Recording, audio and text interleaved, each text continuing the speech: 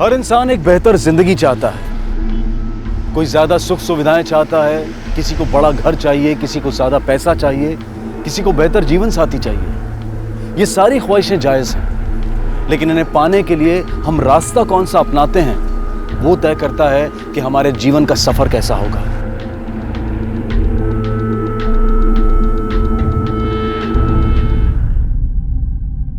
Happy birthday Sunny. अरे खोलो खोलो खोलो खोलो, इसे खोलो। नमस्कार काका। सनी बेटा, तुम्हारे उमेश काका तुम्हारे लिए बड़ा सा केक लाने गए हैं, वो बस आते ही होंगे। मुझे नहीं बनाना बर्थडे। अच्छा गिफ्ट भी नहीं मिला, केक भी नहीं आया और पापा भी नहीं आए। अरे बाप रे, देखो केक भी आ जाएगा और बाबा भी रास्ते में है।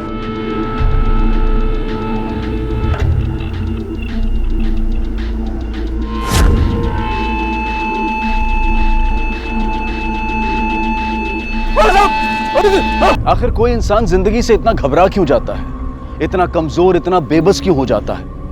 कौन था ये आदमी? क्या इस आदमी ने जिंदगी से हार मानकर अपनी जान देने का फैसला किया था, या फिर किसी ने इसे मजबूर किया था, या फिर ये कोई साजिश थी जिसे आत्महत्या की शक्ल दी गई थी?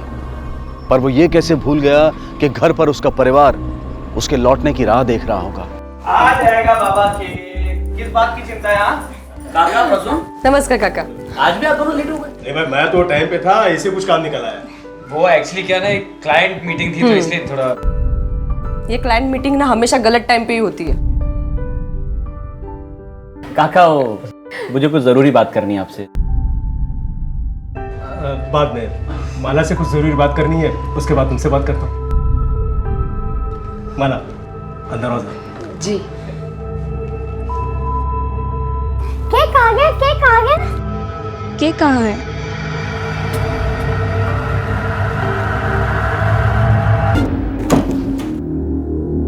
केक कहाँ है? नहीं ला पाया। नहीं ला पाए मतलब? नाही ला पाया मतलब नाही ला पाया. पैसे नव्हते यार माझ्याकडे. पण पैसे तर दिले होते ना. अगर इसके बारे में दिलीप को पता चल गया तो? नहीं, ये बात हम दोनों के बीच है ना, तो उसे पता कैसे चलेगा? और अगर उसे पता चल भी गया तो मैं उसे समझा दूंगा। हेलो, क्या? ठीक है। क्या चल? पुलिस का फोन था, दिलीप हॉस्पिटल में है। हाँ? हाँ।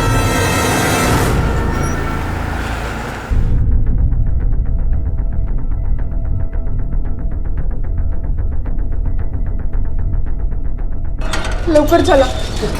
क्या हुआ है दिलीप को? क्या हुआ है? आप कौन है? मैं उनकी पत्नी हूँ। देखिए, आपके पति ने जान देने की कोशिश की, पुल से कूद कर, और लोगों ने उन्हें कूदते हुए देखा है। नहीं। शायद वो खुदकुशी करना चाहते थे। नहीं, वो ऐसा नहीं कर सकते। वो ऐसा कभी नहीं कर सकते। क्या करते हैं वो? सदगुरु नगर में कपड़े की दुकान है उनकी। आप कौन है? मैं दिलीप का काका हूँ। आप लोग रहते कहाँ हैं? सदगुरु नगर में ही, इच्छामल कॉलोनी। घर और दुकान दोनों सदगुरु नगर में है, लेकिन आपका भतीजा दिलीप हमें मिला है कर्मयोगी नगर में, वो भी ब्रिज के नीचे, जो सदगुरु नगर से काफी दूर है। क्या काम हो सकता है वहां जाने का? पता नहीं, मतलब वैसे कुछ बता कर नहीं गए थे। वो शायद गिफ्ट लेने गए होंगे सनी के लिए। हमारे बेटे का आज बर्थडे है ना। डॉक्टर क्या हुआ उन्हें? ठीक हो जाएगा? खतरे से तो बाहर है, पर उसकी बैक पूरी तरीके से इंजर्ड है। स्पाइन में गहरी चोट की वजह से हो सके कि उम्र भर के लिए पैरालाइज हो जाए। बसा इकडे, बसा।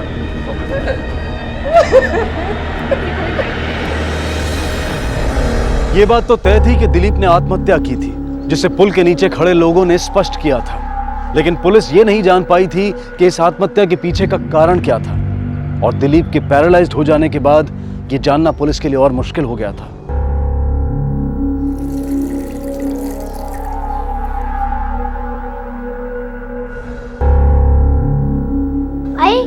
बाबा कब ठीक होंगे? वही नहीं, पुलिस।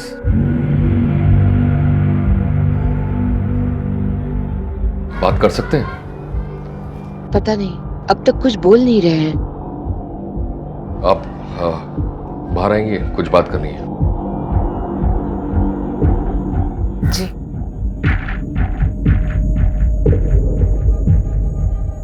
हाल ही में कुछ हुआ था क्या? नहीं, मतलब ऐसे तो कोई बात नहीं थी। कुछ तो हुआ होगा। दिलीप की अपनी दुकान है, कोई लॉस हुआ हो या फिर किसी का उधार। हाँ, मतलब कुछ पैसे लिए थे इन्होंने काका से दुकान सेट करने के लिए। घर की बात है, पैसे लौटाने की भी कोई जल्दी नहीं थी।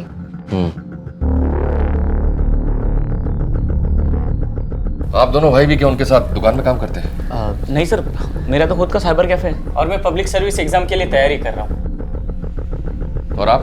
मैं इनका चचेरा भाई, मार्केटिंग कंपनी में काम करता हूँ, बगल वाले घर में रहते हैं। दिलीप ने कितने पैसे लिए थे काका से? करीब 3 लाख रुपए लिए थे, पर मैंने आपसे कहा ना, मतलब घर की बात है। बहुत अच्छे इंसान है, सब लोग जानते हैं उनको। आर्य विद्या मंदिर में प्रिंसिपल है। और कौन कौन है घर में? मेरी वाइफ चित्रा फिलहाल ऑफिस गई और मेरी पत्नी कीर्ति। कुणाल, क्या हुआ? ताई, क्या हुआ? अरे बोलशील काय झाला? काका ने मेरे साथ छी बोलते हुए भी की मारी है।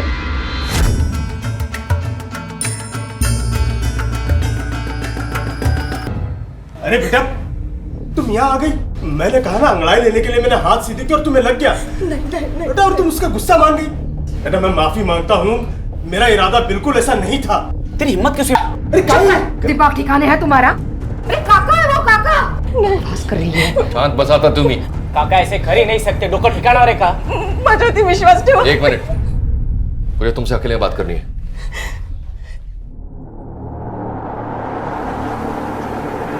फैमिली वाले आप पर प्रेशर डाल रहे हैं। आप सच बता सकती हो, एफआईआर लिखवा सकती हो।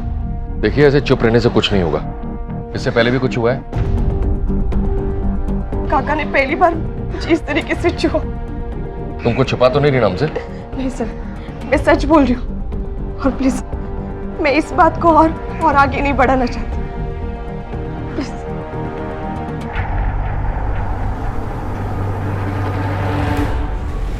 विश्वास जोशी स्कूल का प्रिंसिपल है, पर कैरेक्टर का ढीला लगता है, वरना बहू उसके खिलाफ ऐसा कंप्लेन क्यों करेगी? एक बुजुर्ग आदमी के बारे में इतनी बड़ी बात बोल जाना, और घर वाले उसी को डांट रहे हैं। हो सर। पर एक बात समझ में नहीं आ रही कि दिलीप के एक्सीडेंट या सुसाइड से इसका क्या लेना देना हो सकता है?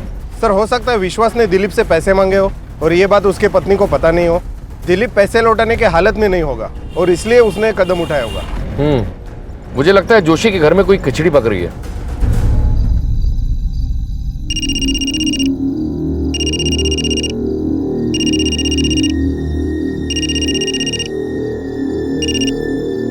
हेलो। अरे लो, कौन है रे बाबा इतनी देर रात को? बहुत हाथ चलता है ना तेरा बुड्ढे। अगली बार ऐसा किया ना तो हाथ तोड़ दूंगा, समझा? Hello hello, good good.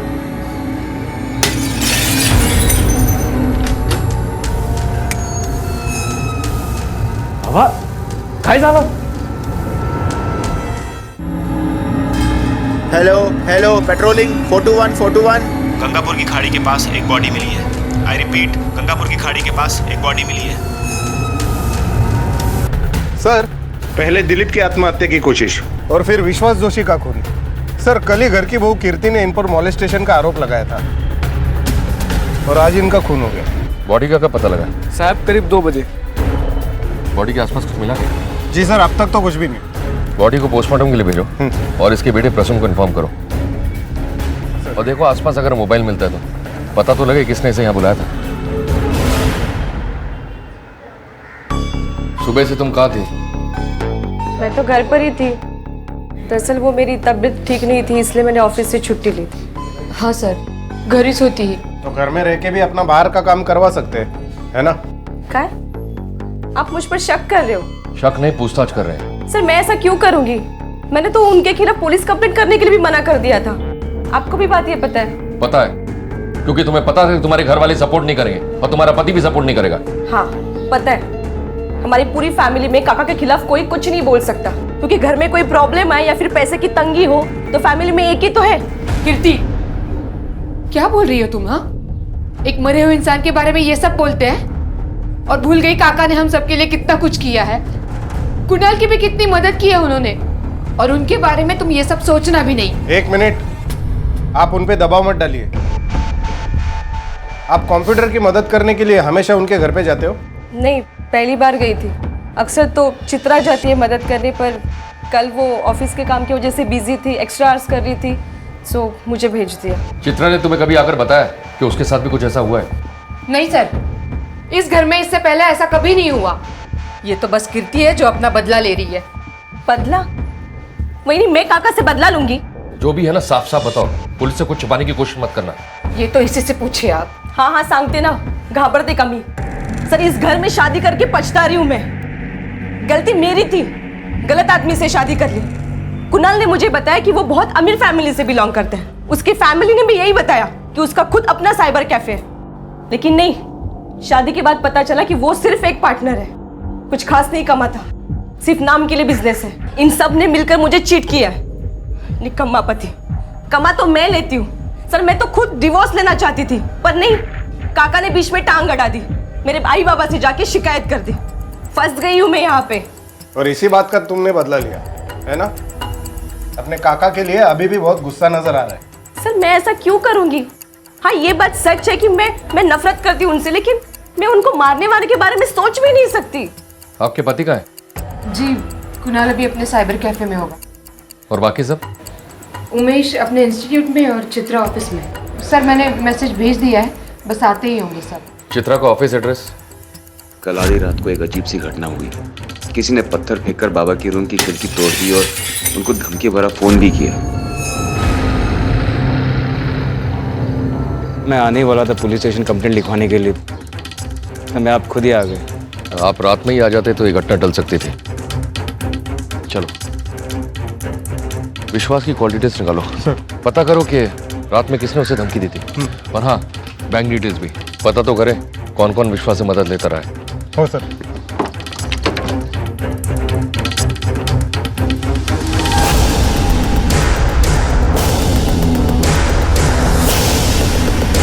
Chitra, जी सर।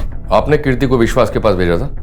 हाँ सर, वो एक्चुअली हमेशा मैं ही मदद कर देती थी काका की कंप्यूटर चलाने में। लेकिन क्या है ना कि उस दिन मैं ओवर टाइम कर रही थी और दिलीप दादा के हॉस्पिटल के टाइम काफ़ी सारी छुट्टियां हो चुकी थी, इसलिए अभी ओवर टाइम करके कंपेंसेट कर रही हूँ। इसलिए मैंने कीर्ति को भेज दिया था।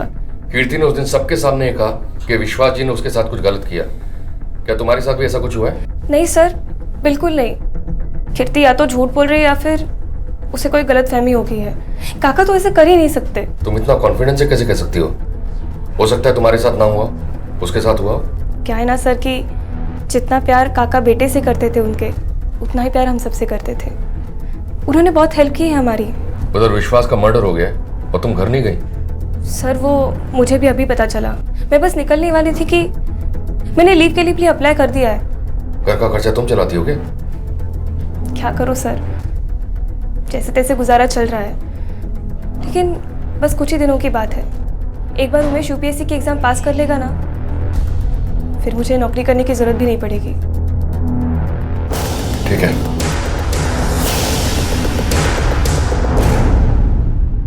सर विश्वास को जिस नंबर से फोन आया था वो किसी राजेश कड़ू के नाम पर रजिस्टर है, और उस रात के बाद से फोन नंबर भी स्विच ऑफ है, लेकिन उसका एड्रेस हमें मिल गया है। इस कड़ू का कोई कनेक्शन है कीर्ति से? नहीं सर। और कोई फोन आया था विश्वास को उस दिन? जी सर, 9 बजे कुणाल का फोन आया था। 9 बजे कुणाल का फोन आया और हमें विश्वास की बॉडी मिली करीब 2 बजे, यानी कि मर्डर 9 और 2 के बीच में हुआ। साइबर सेल कंफर्म करो और मर्डर वाले दिन कुणाल की फोन लोकेशन ट्रेस करो। सर। और विश्वास का फोन मिला?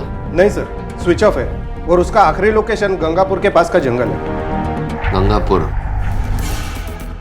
राजेश कड़ू। ओ सर, मीत सर। ये नंबर तुम्हारा है? हाँ सर, ये नंबर तो मेरा ही है, पर मैं तो इसे कब का बंद कर चुका हूँ। ये नंबर एक्टिव है और इस नंबर से किसी को कॉल किया गया था। अरे एक मिनट साहब, शायद मेरे बेटे रवि ने इसे एक्टिव किया होगा। कहाँ है वो? कौन से स्कूल में पढ़ते हो? सर आर्य विद्या मंदिर। कौन से स्टैंडर्ड में? सर 11th में। प्रिंसिपल कौन है तुम्हारे? विश्वास जोशी। उनका खून हो गया, पता है तुम्हें? और रात को उनको धमकी भरा फोन भी गया था तुम्हारे पापा के नंबर से। तुम्ही ने किया था ना? रवि खरा सांग।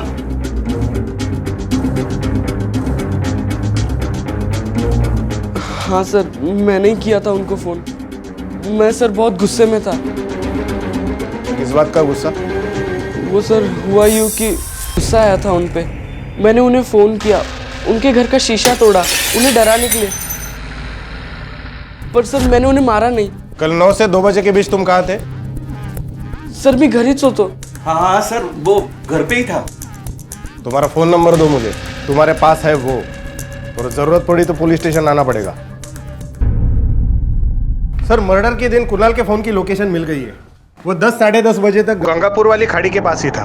बुलाओ सर। सर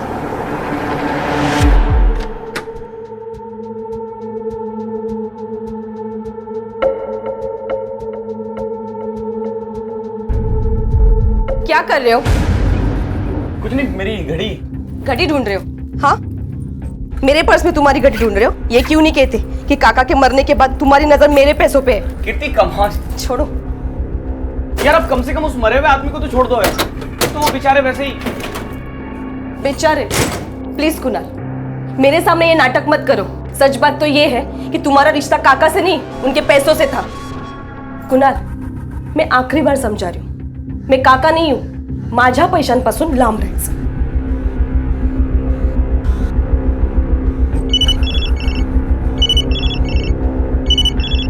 हेलो, कौन है? सर सुबह 10:30 बजे तो मैं अपने साइबर कैफे में था। अब पता किधर था? तेरी फोन की लोकेशन बता रही है कि मर्डर वाली सुबह 10 और 10:30 के बीच तो गंगापुर के पास था, और तूने सुबह अपने विश्वास काका के साथ बात भी की थी 9 बजे। आज शपथ मैंने किसी का खून नहीं किया। मुझे तो विश्वास काका से उधार पैसे चाहिए थे, इसलिए मिलने गया था मैं। तो ये बात पहले क्यों नहीं बताई? कैसे बताता साहब, आखिर सारे घर वाले तो मुझे निकम्मा मानते थे। 70,000 रुपये चाहिए थे मुझे काका साहब से। 70,000 क्यों चाहिए थे? साहब मेरा साइबर कैफे का बिजनेस है जो पूरी तरह ठप पड़ चुका है। एक तो सबके हाथ में फ़ोन है और उसमें फ्री इंटरनेट। मैंने सोचा था साहब कि नया धंधा शुरू करूंगा जो बहुत अच्छे से चले, इसलिए मैंने काका साहब से पैसे उधार मांगे। पर मुझे डर था साहब कहीं काका साहब मना ना कर दे, इसलिए मैंने दूसरा तरीका अपनाया। बचपन में काका साहब हमको अक्सर गंगापुर के पास घुमाने ले जाया करते थे। मैंने सोचा उनको वहाँ बुलाऊंगा, शायद इमोशनली थोड़ा फ़ायदा मिल जाए। क्या हुआ मिलने के बाद फिर?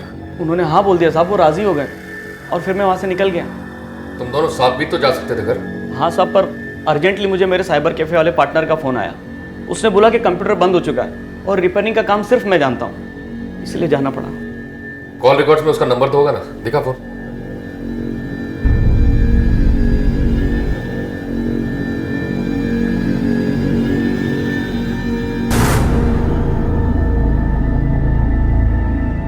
तो विश्वास काका से नाराज था कीर्ति के इल्जाम लगाने की वजह से? नहीं साहब, मैंने तो कीर्ति की किसी बात पे यकीन नहीं किया। घर में किस किस को पता था कि तू विश्वास काका को मिलने जा रहा है? किसी को नहीं। तेरा पार्टनर कौन है? जी हाँ सर, कुणाल यहाँ आया था कंप्यूटर ठीक कर। किस टाइम पे? सर एग्जैक्ट टाइम तो मुझे याद नहीं, करीब 11 बजे।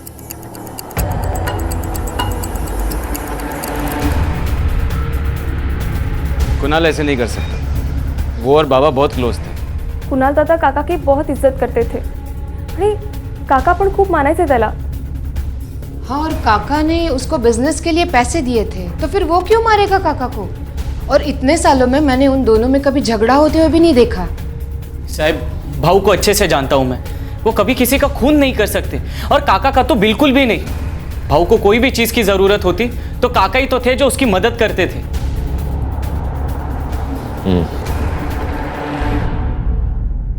सनी रुक, अरे रुक, पकड़ लिया। रुक जा 2 मिनट। पढ़ाई तो अच्छे से की है ना मेरे बेटे ने? हाँ, लेकिन एग्जाम गंदा ही जाएगा। नहीं बेटा, ऐसे नहीं बोलते। तुमने पढ़ाई अच्छे से की है ना? हाँ, लेकिन पापा ने गुड लक तो नहीं बोला ना, इसलिए एग्जाम गंदा ही जाएगा। तू आ।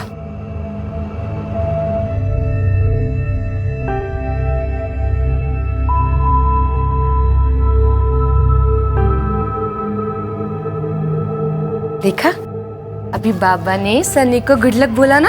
हाँ। है ना? तो अभी हमेशा की तरह मेरा बेटा फर्स्ट आएगा स्कूल में। सर विश्वास ने वाकई में तीनों भतीजों पे काफी खर्चा किया है। पिछले साल विश्वास ने दिलीप को 3 लाख रुपए और कुणाल को 2 लाख रुपए दिए। सर यहाँ तक कि दिलीप के ट्रीटमेंट का पूरा खर्चा भी उसने किया है। सर इन खर्चों में एक खास खर्चा है। क्या? ये देखिए सर, विश्वास ने अभी अभी एक रिकरिंग डिपॉजिट अकाउंट खोला है जो माला के बेटे सनी के नाम पर है। सर खास बात यह है कि इस अकाउंट का नॉमिनी खुद विश्वास और माला है, दिलीप ने। कमाल है, माँ नॉमिनी और बाप नहीं। तुम्हें याद है उस दिन भी माला ने कीर्ति को सपोर्ट नहीं किया था, विश्वास का सपोर्ट किया था और कीर्ति को सबके सामने मारा भी था। सर मुझे तो लगता है कि विश्वास काका और माला के बीच में कुछ चल रहा है। हो सकता है कि इस बात का दिलीप को पता चल गया हो और उसने सुसाइड करने की कोशिश की हो। आप विश्वास के काफी क्लोज थे। हाँ, घर के बुजुर्ग थे, बहुत इज्जत करती थी मैं उनकी। सुना है वो आपके पति का इलाज भी करा रहे थे। घर की सारी जिम्मेदारी उन्होंने अपने हाथ में ले ली थी। पर एक बात बहुत अजीब लगी, सनी के आरडी अकाउंट में नॉमिनी आप और विश्वास जी हैं, आपके पति ने। ये आरडी है सनी के भविष्य के लिए। काका ये मतलब दिलीप को अच्छा नहीं लगेगा। अरे देखिए, दिलीप ने पहले से ही आपसे इतना सब कर्जा लेके रखा है और उसी को चुकाने की बात करता रहता है। अभी ये एक और उसे सच में अच्छा नहीं लगेगा। ये बात हम दोनों के बीच है ना, तो उसे पता कैसे चलेगी? और अगर उसे पता चल भी गई तो मैं उसे समझा दूंगा। आप कहना क्या चाहते हैं, साफ साफ कहिए। साफ ही तो कहा मैंने, आपके बेटे के नॉमिनी बन गए हो। आखिर क्या रिश्ता है आप दोनों का? बहुत खास रिश्ता है, बाप और बेटी का। और कुछ पूछना चाहेंगे आप? सर कुणाल के कॉल रिकॉर्ड से यह पता चला है कि 10:30 बजे मोहित ने उसे कॉल किया था। दो संभावनाएं, या तो कुणाल हमसे झूठ बोल रहा है कि विश्वास को मिलने के बाद मोहित का फोन आया और वहां से चला गया, या फिर दूसरा कि मर्डरर पहले से ही वहां मौजूद था और कुणाल के जाते ही उसने विश्वास का मर्डर कर दिया। लेकिन सर कुणाल ने कहा था कि वो गंगापुर में विश्वास से मिलने वाला है, ये बात किसी को पता नहीं थी। ऐसा भी तो हो सकता है कि कीर्ति ने इस बात का पता कर लिया हो। आखिर उसके पास रीजन भी था विश्वास को मारने का, क्योंकि वो उसकी पत्नी है। एक काम करो, कीर्ति के फोन रिकॉर्ड निकलवा और पता करो किसी हिस्ट्री शीटर या फिर किसी क्रिमिनल से उसका कांटेक्ट है क्या। मुझे लगता है उनकी सुपारी दी गई है। हो सर। वहिनी, दुकानाची चावी द्या। दुकानाची चावी कशाला? कशाला म्हणजे? कब तक दुकान बंद रखने वाले हो? आज से दुकान मैं संभालूंगा। संभाल पाओगे? संभाल पाओगे का क्या मतलब है? हा? अब तक दिलीप दादा ने संभाला ही है ना। और वैसे भी मैं पढ़ा लिखा हूँ। तो तब क्यों नहीं संभाला जब तुम्हारे दादा चाहते थे कि तुम संभालो? तब तो तुम्हें पढ़ाई करनी थी और इस वजह से बेचारी चित्रा को भी दिन रात मेहनत करनी पड़ी। अगर अब संभालोगे तो पढ़ाई का नुकसान नहीं हो जाएगा? काय साला वहिनी, क्या बात चल रही है? सर हाँ, कीर्ति का कॉल रिकॉर्ड। सर इसके हिसाब से कीर्ति का किसी क्रिमिनल या हिस्ट्री शीटर से कोई कांटेक्ट नहीं था। सर मामला कुछ और ही है। मतलब? कीर्ति और उसका चचेरा देवर प्रसून, दोनों के बीच में फोन पे काफी सारी गुटरगु हुई है, वो भी प्रसून के ऑफिस टाइम में। कहीं प्रसून और कीर्ति का कुछ लफड़ा तो नहीं चल रहा है और उसके बाप को पता चल गया? प्रसून और कीर्ति दोनों को उठाकर लेकर आओ। सर टाइम नहीं है मेरे पास। तुम दोनों की कॉल डिटेल्स और फोन की लोकेशन दोनों मेरे पास है। बहुत बातचीत होती रही है तुम दोनों में, कई बार तो फोन की लोकेशन भी एक है। ऑफिस आवर्स में भी तुम एक दूसरे से मिलते हो। चल क्या रहा है? कहीं तुम दोनों ने तो विश्वास काका और दिलीप को नहीं मारा? क्योंकि तुम दोनों की आशिकी के बारे में उन्हें पता चल गया था। सर ऐसा कुछ नहीं है सर। 2-4 बार ऑफिस आई थी क्योंकि इसे नौकरी की तलाश थी। हमारे बीच में सिर्फ ये सभी बातें होती थी सर। और हमारे कंपनी के मुंबई ब्रांच में वैकेंसी है, इंटरव्यू के लिए इसे ऑफिस आना पड़ता था। अब तुम दोनों इसके आगे झूठ बोला ना तो 302 लगवा दूंगा। सर मैं झूठ नहीं बोल रही हूँ। विश्वास की मौत के बाद तुम दोनों ने आपस में बात करना बंद कर दिया, क्यों? ताकि दुनिया को पता ना चले, है ना? सर ऐसी कोई बात नहीं थी। जब मैंने कुणाल और प्रसून को ये बात बताई कि इनके बाबा ने मेरे साथ क्या किया, तब प्रसून ने मेरे साथ बात करना बंद कर दिया। लेकिन सर मुझे जॉब चाहिए थी, इसलिए मैं बार बार कॉल कर रही थी, लेकिन ये नहीं उठाता था। सर ऐसे घटिया औरत के साथ क्या बात करूं मैं झूठे लोगों के साथ बात नहीं करता। और तुम्हारी हिम्मत कैसी हुई मेरे बाबा के बारे में ऐसे बात करने की? खोटनों को बोलूं सा? मैं सब जानती हूँ तुम्हारे अंदर तुम्हारे बाबा के लिए कितनी नफरत भरी पड़ी है। सर इन दोनों के बीच में ना बहुत झगड़े होते हैं। क्या मरती है तू? बस बस गबसादा। कीर्ति तू जा। तुम दोनों के आपस में झगड़े क्यों होते थे? सर कौन से घर में बाप और बेटे के बीच में झगड़े नहीं होते सर। तुम सिर्फ अपने झगड़े की बात करो, क्योंकि जिसके साथ तुम्हारा झगड़ा होता था उसका मर्डर हो चुका है। वो हमें दोनों प्रॉपर्टीज बेच के मुंबई में फ्लैट लेना था। हमें मुंबई शिफ्ट होना था और बाबा इसके लिए राजी नहीं हो रहे थे। और वो दोनों प्रॉपर्टी तुम्हारे बाबा के नाम पे थी? नहीं सर, वो दोनों प्रॉपर्टीज हमें विरासत में मिली। आधा हिस्सा मेरे और बाबा के नाम पे और आधा हिस्सा दिलीप, उमेश और कुणाल के नाम पे। इसलिए हम चाहते थे कि हम कौन कौन चाहता था? सर मैं, कुणाल और उमेश। और दिलीप? सर दिलीप वो प्रॉपर्टी से बहुत इमोशनली इन्वॉल्व था, तो उन्हें सिर्फ बाबा ही मना सकते थे। मतलब जो लोग इस प्रॉपर्टी को बेचने के खिलाफ थे उन दोनों को टारगेट बनाया? मेरे बाबा अब मेरे साथ नहीं रहे और आप मुझ पे ही शक कर रहे हैं। मैं सिर्फ अपनी ड्यूटी कर रहा हूं। तुम्हारे बॉस का नंबर और जिसने कीर्ति कंटे को लिया है, दोनों का नंबर मुझे चाहिए।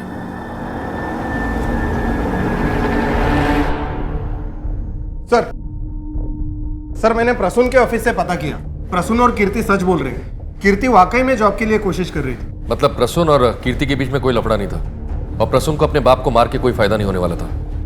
अब हमारे पास बचे हैं सिर्फ 2 ही सस्पेक्ट, जिन्हें विश्वास की मौत से और दिलीप के सुसाइड से फायदा हो सकता था। चलो।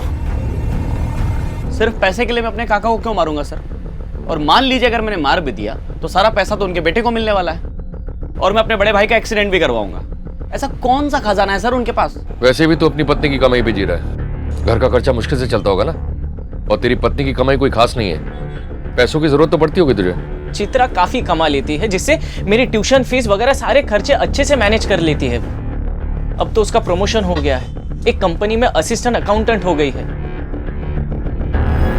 ये तुझा बैंक स्टेटमेंट, और जिस ऑफिस में तुम काम करती हो वहां सिर्फ तुम रिसेप्शनिस्ट हो और तुम्हारी कुल पगार 5,000 रुपए है। और ये विश्वास का बैंक स्टेटमेंट, जिस दिन भी उन्होंने अपने अकाउंट से पैसे निकाले उतना ही अमाउंट तुम्हारे अकाउंट में जमा हुआ है उस दिन।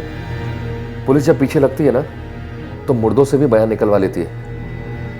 अब बताओगी तुम्हारे और विश्वास के बीच क्या चल रहा था? सर प्लीज माझ्यावर विश्वास ठेवा, मेरा कोई अफेयर नहीं चालू है। और जो काका ने पैसे दिए थे वो उमेश की पढ़ाई के लिए पैसे दिए थे। तो इतने चोरी छुपे पैसे जमा करने की क्या जरूरत थी? उमेश को डायरेक्ट भी तो दे सकता था। सर उमेश खूब आलसी है, अगर उसको पता चलता कि ये काका ने पैसे दिए हैं तो फिर ना वो उसे लौटाने की कोशिश करता और ना ही ठीक से पढ़ाई करता। मेरे पैसे देने से उसका ईगो हर्ट होता है, जिससे कम से कम वो पढ़ाई तो करता है। और क्या पता शायद मेरी इंपॉर्टेंस बढ़ जाती या फिर मुझे मारना बंद कर देता।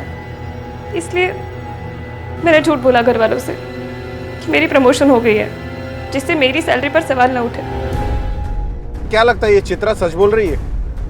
मुझे नहीं लगता है, क्योंकि विश्वास चित्रा और माला दोनों को पैसे देता था, वो भी उनसे पति से छुपाकर। हो सकता है कि कीर्ति सच बोल रही हो कि विश्वास ने उसके साथ मॉलेस्टेशन किया है, और ये दोनों भी ये सच जानती हो लेकिन जानबूझकर बता नहीं रही हो, क्योंकि विश्वास से उन्हें पैसे मिलते हैं। और हो सकता है कि विश्वास कीर्ति का मुंह नहीं बनकर पाया हो। लेकिन ये समझ में नहीं आ रहा है कि विश्वास को मारा किसने था। माला और चित्रा तो हो नहीं सकते, क्योंकि पैसे के अंडे देने वाले मुर्गी को कौन काटेगा? सर विश्वास का पोस्टमार्टम रिपोर्ट आला है। इसके हिसाब से विश्वास की मौत 10 से 11 के बीच में हुई। 10:30 बजे कुणाल उसी एरिया में था, लेकिन सर उसके पास विश्वास को मारने का कोई मोटिव नहीं है। मैंने उसकी कंप्यूटर रिपेयर करने की बात भी वेरीफाई की। He is clean there. विश्वास के सर के पीछे किसी भारी चीज से वार किया गया, और सर सीने पर मल्टीपल स्टैबिंग के निशान भी है। बार बार चाकू घोंपा गया। बार बार? इसका मतलब है कोई इमोशनल रीजन है। भला कोई इतनी बेदर्दी से कैसे किसी को मार सकता है? वो ना हो मारने वाला भी इस दर्द से गुजरा हो। कोई तो है जो विश्वास से बहुत नफरत करता था। सर ये भी पता चला है कि मारने वाले ने बाएं हाथ से वार किया, मतलब वो लेफ्टी है।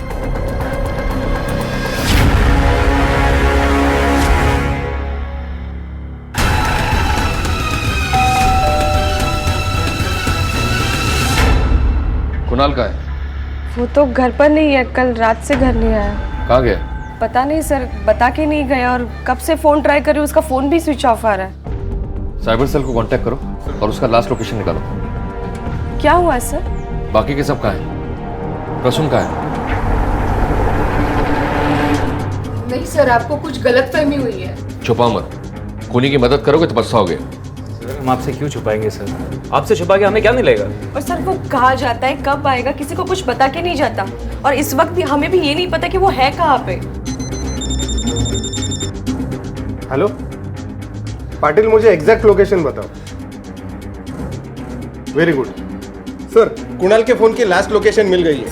चलो।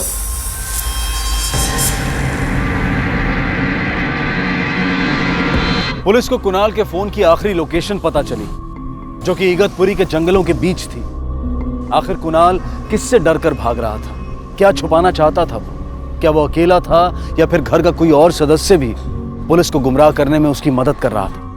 विश्वास के खून की तहकीकात के दौरान कुणाल का अचानक यूं गायब हो जाना उसे शक के घेरे में ला रहा था। सच क्या था ये तभी पता चल पाता जब पुलिस उस तक पहुंच पाती। सर, मोबाइल का लोकेशन तो यहीं पर बता रहा था। आसपास चेक करो।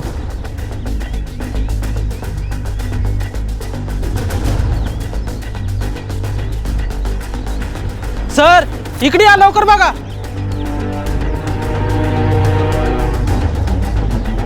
ये कुणाल इस जंगल में क्या कर रहा था? आसपास कोई गांव भी नहीं है। सर, यहाँ से आधे किलोमीटर की दूरी पर एक गांव है। सर, ये मोबाइल फोन। आसपास जितने भी फोन एक्टिव थे उनकी डिटेल्स निकालो, जब इसका फोन बंद बता रहा था। सर, एक कीर्ति है जिसको कुणाल और विश्वास के मौत से फायदा हो सकता है। क्यों? उमेश भी तो है। जितने कम लोग उतना बड़ा शेयर प्रॉपर्टी में। एक काम करो, उमेश और कीर्ति को थाने बुलवा लो और कुणाल की फोन डिटेल्स निकलवाओ। बॉडी को पोस्टमार्टम के लिए भेजो। सर मुझे कोई आइडिया नहीं वो जंगल में क्यों गया था। तुम्हें नहीं पता तो किसे पता होगा? तुम उसकी पत्नी हो ना? सर उसने मुझे कभी कुछ नहीं बताया कि वो कहाँ जाता था, क्या करता था। साहब एक मक्खी तो मार नहीं सकता, मैं भाऊ को क्या मारूंगा? चित्रा बता रही थी तू उसे बहुत मारता था और तू अपने भाऊ को नहीं मार सकता। बता, वरना। साहब सच्ची सच्ची बोल रहा हूँ, उस टाइम में दुकान पर था। सर, कुणाल के कॉल रिकॉर्ड से कुछ खास क्लू हाथ नहीं लगा। उसका फोन 2 बजे स्विच ऑफ हुआ, जिस वक्त एरिया में 55 फोन एक्टिव थे। इसमें कोई नासिक का नंबर है सर, ये देखिए, ये अरविंद मांजरे का। चला उस लिया तैला। सर,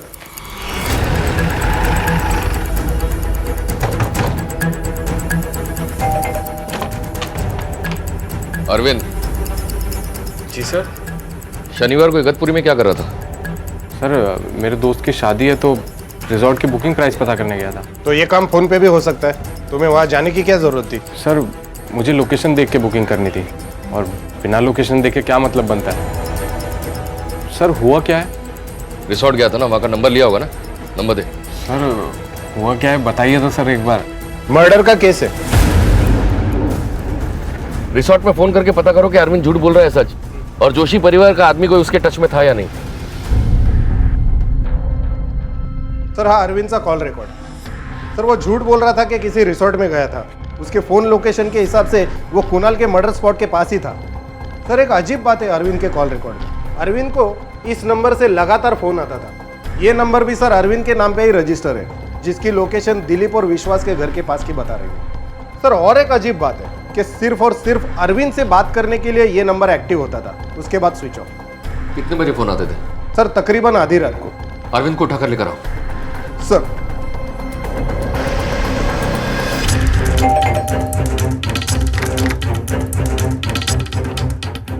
अरे सुनिए। हाँ ये सर। अरविंद इधर ही रहता है? सर हाँ, इधर से रहता हूँ। अच्छा, अकेला ही रहता है? हाँ सर, अकेले ही रहता है। और काम कहाँ पे करता है? सर स्टेशन पे इसकी फर्नीचर की दुकान है। Thank you. Okay sir.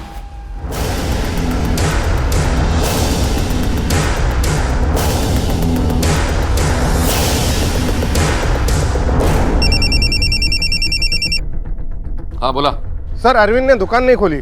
मुझे लगता है हमारे पूछताछ करने के बाद वो डर से भाग गया। शहर की सारी चौकियों को अलर्ट कर दो और हाँ, उसका स्केच सारी चौकियों में सर्कुलेट कर दो। जी सर।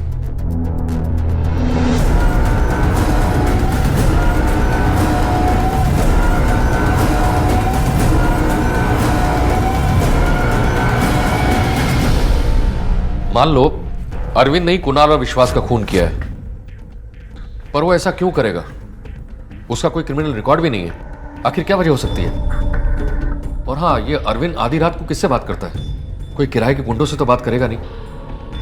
को ना हो अरविंद का कोई इस कॉलर से पर्सनल कनेक्शन है, कोई रिश्तेदार, दोस्त या फिर कोई प्रेमी। हो सकता है सर। जिस तरीके से रात को चुपके से ये सब फोन कॉल चल रहे हैं, किसी अफेयर की तरफ ही इशारा करते हैं। दिलीप के घर में 3 औरतें हैं।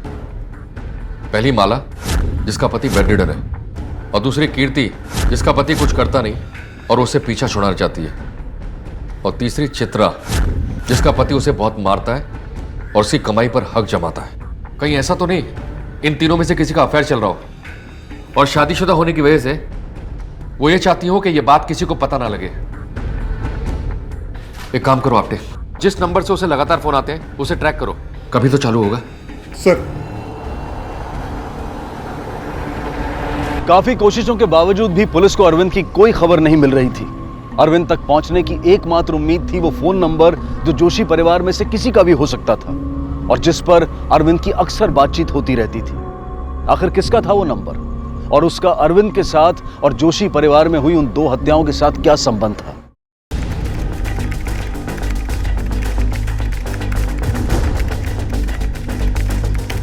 अरविंद का दूसरा नंबर जो जोशी परिवार में था वो ऑन हो गया है और अरविंद की लोकेशन भी ट्रेस हो गई है। वो कोपर गांव में कहीं है। मैंने लोकल पुलिस स्टेशन को इन्फॉर्म कर दिया sir.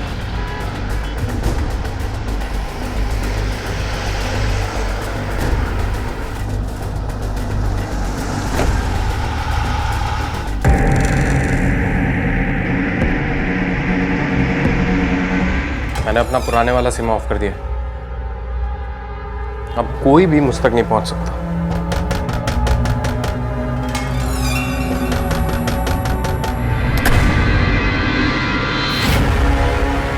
I'll call you back. किससे बात कर रही थी? कौन? Room service.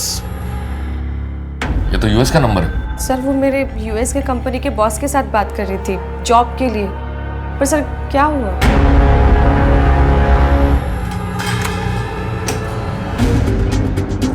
चल हो गया तेरा खेल, बहुत खेल लिया तूने।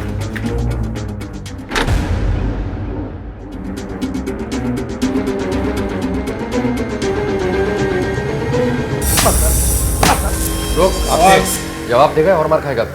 बता। हाँ सर, मैं प्यार करता था चित्रा से।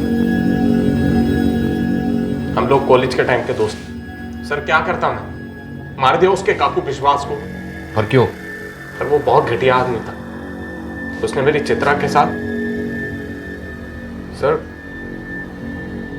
उसका रेप किया था और उसका वीडियो बना के उसे डराता था। हाँ, मैंने अरविंद से झूठ बोला था कि मेरा रेप हुआ है। वो मुझसे प्यार करता था, इसलिए मैंने उसका इस्तेमाल किया। मेरा अफेयर विश्वास के साथ था। सिर्फ पैसों के लिए? जरूरत थी मुझे पैसों की। उमेश की पढ़ाई का खर्चा था मेरे सर के ऊपर। मुझे एक अच्छी जिंदगी जीनी थी। काका को मैंने गंदी वीडियो देखते हुए पकड़ लिया था। काका तू तू तू इकड़े क्या करतेस? थोड़े से पैसे हवे होते। कितने? 80,000। ए बग, इतने पैसे मेरे पास अभी है नहीं। 10,000 है, चलेगा? चलेगा। और बाकी ठहरा के ले लूं? चलेगा। और 70,000 के लिए तुमने विश्वास के साथ फिजिकल रिलेशन बना लिया। मुझे उसकी कमजोरी पता थी। विश्वास को फंसा रही थी, पर विश्वास ने तुम्हें फंसा लिया। उमेश यूपीएससी के एग्जाम में 2 बार फेल हो चुका था। मला माहिती होतं कि वो लाइफ में कभी कुछ नहीं कर पाएगा। इसलिए मैं अरविंद से मिली। सोचा उससे शादी कर लूंगी और उमेश को छोड़ दूंगी। पर विश्वास काका बीच में आ गए और उसके बदले में मैं उसे पैसे दूंगी। कुणाल ने डबल गेम खेलने की कोशिश की और काका से भी पैसे डिमांड किए। काका वो क्या है ना, आपके कंप्यूटर में मैंने आपकी और चित्रा की रासलीला का वीडियो देख लिया है। तू चाहती थी काका के मर्डर के पीछे भतीजा कुणाल फंस जाए, तो उसे क्यों मरवाया? क्योंकि मुझे उसके साथ भी सोना पड़ा था और वो अरविंद को कभी भी बता सकता था। फिर तुमने अरविंद को कैसे राजी किया कुणाल को मारने के लिए? मैंने कहा कि कुणाल पुलिस से बहुत डर गया है, कभी भी सच बोल देगा और हम फंस जाएंगे। वे रोई गिड़गिड़ाई, बोला कि कुणाल को मार देते हैं और वो मान गया। और फिर मैंने कुणाल को कहा कि तुम इगतपुरी चले जाओ, वहाँ तुम्हें पैसे मिल जाएंगे जो मैंने तुम्हें देने का प्रॉमिस किया था।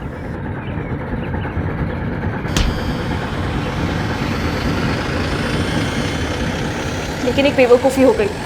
अरविंद कुणाल को मारने के लिए अपना मोबाइल साथ ले गया और आपने उसे ट्रैक कर लिया। और दिलीप, उसके एक्सीडेंट का क्या राज है? उसका भी तुमने इस्तेमाल करना चाहा और उसने सुसाइड करने की कोशिश की। मैंने सोचा कि दिलीप को उकसाऊंगी तो विश्वास को वो अपने आप मार डालेगा। भैया चित्रा काय झालं? भैया वो आपसे कुछ बात करनी थी, लेकिन समझ नहीं आ रहा है कि कैसे बात करूं। उसमें ना समझने वाली क्या बात है, बोलो तो। भैया वो काका जी और माला दीदी के बीच कुछ, मतलब वो लोग एक साथ, मी स्वतः बघितलं।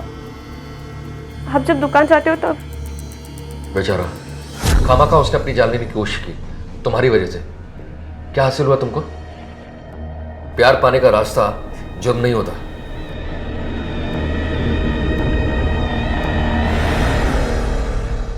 दिलीप जिंदा तो था, लेकिन ऐसी जिंदगी की क्या मायने। किसी की बातों में आकर अपने करीबी लोगों पर शक करना और फिर उस गलतफहमी की वजह से आत्महत्या जैसा बड़ा कदम उठाना ना सिर्फ गलत है बल्कि बेवकूफ़ी भी है। उधर चित्रा पछता रही थी उमेश से शादी करके। उसके पास एक रास्ता था कि वो तलाक ले सकती थी, नए सिरे से अपनी जिंदगी शुरू कर सकती थी, पर उसने एक गलत रास्ता चुना। एक बार कदम गलत रास्ते पर पड़े तो फिर बढ़ते ही चले गए और अंत हुआ जेल की सलाखों के पीछे। बेहतर जिंदगी की तलाश यूं खत्म हो गई। जरूरत है अपनों में विश्वास रखने की, उनसे खुलकर बात करने की।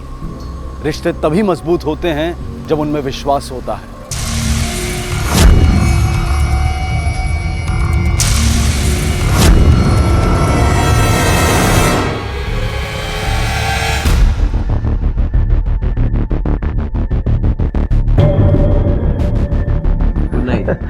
अरे सुन ना यार। अरे सुन, अगर पहली रात ही दम नहीं दिखाया ना तो तेरी बीवी तुझे पूरी जिंदगी दबा के रखेगी। समझ ले, टेस्ट मैच है, उसके बाद तो पूरी जिंदगी 2020 ही खेलना है मेरे भाई।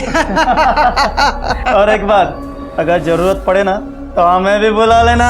चलो यार, सारी बातें आज ही कर लोगे। जा मेरे शेर, मार ले मजा। जा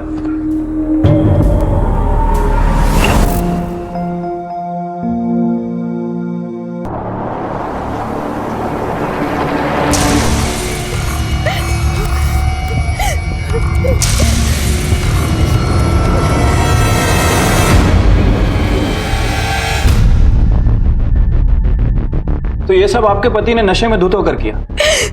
सर, नशे में था, लेकिन इसके पीछे एक और वजह है। कैसी वजह? राजस्थान के अमरपुरा गांव में एक दिन कोमल अपने साथ हुए बलात्कार की शिकायत लेकर पुलिस के पास आती है।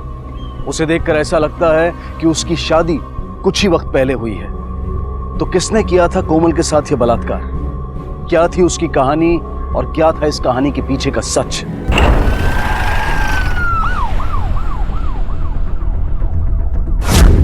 ये आप कैसी बातें कर रहे हैं साहब? भला एक पति अपनी पत्नी का बलात्कार कर सकता है क्या? और फिर शादी के बाद पति जो करे वो बलात्कार नहीं होता है। और वैसे भी मैं अपने बेटे को अच्छी तरह से जानता हूं, वो ऐसा काम कर ही नहीं सकता है। पता नहीं वो ऐसा क्यों बोल रही है, लेकिन पक्का झूठ बोल रही है वो। क्या सच है और क्या झूठ, ये तो मेडिकल रिपोर्ट से पता चल ही जाएगा। फिलहाल आप सबको हमारे साथ पुलिस स्टेशन चलना होगा, लेकिन क्योंकि दहेज लेना और दहेज मांगना दोनों ही कानूनन अपराध है। दहेज? आपकी बहू ने हमें बताया कि आपके परिवार ने उसके परिवार से दहेज मांगा था। सर, मेरे ससुराल वालों ने दहेज के नाम पर मेरे भाई से एक बहुत बड़ी रकम मांगी थी, जिसे देने के लिए मेरे भाई ने वादा किया था, पर ऐन मौके पर पैसों का इंतजाम नहीं कर पाया, जिसकी वजह से मेरे ससुराल वालों को बहुत गुस्सा आया और उन्होंने मेरे भाई को बहुत ताने सुनाए, बहुत बेइज्जत किया। और उसी बात की भड़ास निकालने के लिए मेरे पति ने मेरा रेप किया। देखा ये क्या किया तेरी छोटी बहन ने? कहाँ है आपका बेटा? कहाँ है विशाल? अपने कमरे में है ऊपर। पकड़ो। साहब हमने चलो, तो कुछ कहना है, थाने में चल के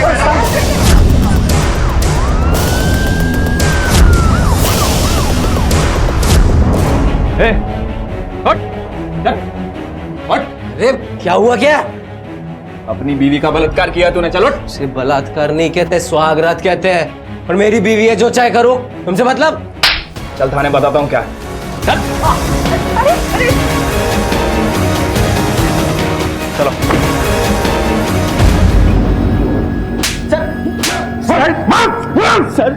सर वो झूठ बोल रही है, आप मेरा विश्वास कीजिए।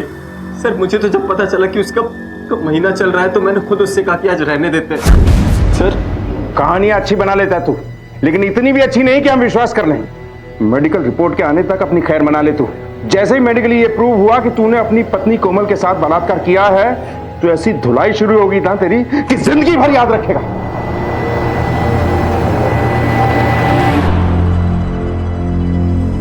मैं अभी आती हूँ।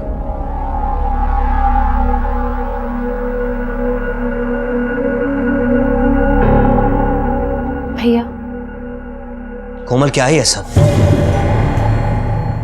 क्यों कर रही है तू ये सब ड्रामा? ये सब तू जानबूझ के कर रही है ना? जानबूझकर?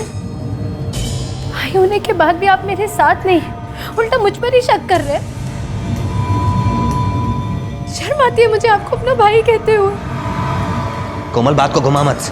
भाई हूं मैं तेरा, तेरी रग रग से वाकिफ हूं और मैं जानता हूं ये सब तूने जानबूझ कर किया है। कोमल, कोमल! सुन बेटा, अगर विशाल से कोई गलती हुई है ना तो मैं माफी मांग रही हूँ। बंद कर दे ये सब, बहुत बदनामी हो रही है। और देखना, इन सब में तकलीफ किसी और की नहीं, तेरे पति को ही हो रही है। और एक पत्नी होने के नाते तू अपने पति को ऐसे हाल में देख सकती है क्या? गलत तो मेरे साथ भी हुआ है ना। एक नंबर की झूठी है तू। मेरा बेटा निर्दोष है। क्या मिलेगा तुझे ये सब करके? तुझे क्या लग रहा ये सब करके तू चैन से रह पाएगी? एक मिनट माम, मैं समझाती हूँ। कोमल मेरी बात सुनो, तुम अपनी कंप्लेंट वापस ले लो। क्यों अपनी शादीशुदा जिंदगी खराब करने पर तुली हो? मैं तुम्हारी बहन हूँ, तुम्हारे बारे में गलत नहीं सोचूंगी। क्या ये दिन देखने के लिए मैंने तुम्हारी शादी कराई थी इस घर में? कोमल सब तेरी वजह से हुआ है। तूने ही शादी करवाई थी ना इस घर में। तुम्हें पता है कि दहेज लेने के साथ साथ दहेज देना भी कानूनन जुर्म है? आई नो सर, मैं अच्छी तरह जानता हूँ, लेकिन सर हम लोगों ने उनको ना तो कोई दहेज दिया और उन लोगों ने भी हमसे कभी कोई दहेज नहीं मांगा। बकवास मत करो। सर मेरी एक बहन और है, उसकी पहले से ही उस घर में शादी हो चुकी है। सर हम दोनों परिवारों में बहुत अच्छा प्यार का रिश्ता है। उन्हें कोमल पसंद थी। सर मैंने सोचा दोनों बहनें अगर एक घर में एक साथ रहेंगी तो ज्यादा अच्छा रहेगा। तुम्हारी बहन कोमल का कहना है कि इसकी शादी में इसके ससुराल वालों ने तुमसे एक मोटी रकम की डिमांड की थी। आखिर क्यों झूठ बोल रहे हो कि उन्होंने कोई डिमांड नहीं की? सर झूठ मैं नहीं, ये बोल रही है। और ये सर इसका आज का ड्रामा नहीं है, बचपन से ये नाटक करती आ रही है। नहीं सर। चुप रहो तुम। सर ये रेप वगैरह का सारा मामला पूरी तरह से बकवास है। आप इसकी किसी बात का विश्वास मत कीजिए। ये बचपन से ड्रामेबाज है, एक नंबर की झूठी है सर ये। भैया ठीक है, आप लोग जा सकते। Thank you sir. गई।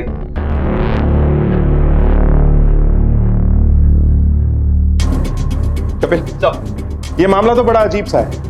कोमल के हिसाब से कोमल के ससुराल वालों ने उसके भाई उदय से एक मोटी रकम की डिमांड की, लेकिन उसका भाई इस बात से सीधा इनकार कर रहा है। उदय के बयान के हिसाब से तो हमें विशाल के घर वालों को छोड़ना पड़ेगा। अगर तुम्हें लगता है कि मैं तुम्हारी कोई मदद करूंगा या तुम्हें अपने साथ घर ले जाऊंगा तो पहले ही बता दूं, ये ख्याल मत पालना। मुझसे कोई उम्मीद मत करना। हमने तुम्हारी शादी कर दी ना, अब वही ससुराल तुम्हारा अपना घर है। मेरी बात तो सुनिए भैया, मैं कहाँ जाऊंगी?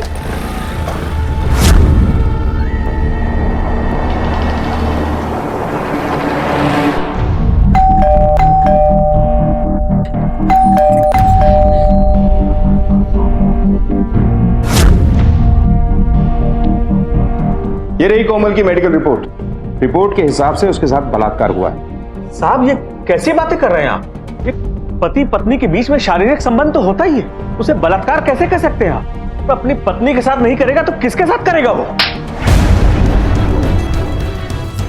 चाहे वो शादी से पहले हो या शादी के बाद, अपनी बीवी के साथ हो, किसी धंधे वाली के साथ हो या फिर किसी भी लड़की के साथ, जब कोई लड़का किसी लड़की की मर्जी के खिलाफ उसके साथ शारीरिक संबंध बनाता है उसे बलात्कार ही कहते हैं। आई बात समझ में? चलो जाओ। विशाल कहाँ है? विशाल हमारा मेहमान बनकर रहने वाला है, क्योंकि कोमल की मेडिकल रिपोर्ट में प्रूव हो गया कि उसके साथ रेप हुआ है। चले जाइए।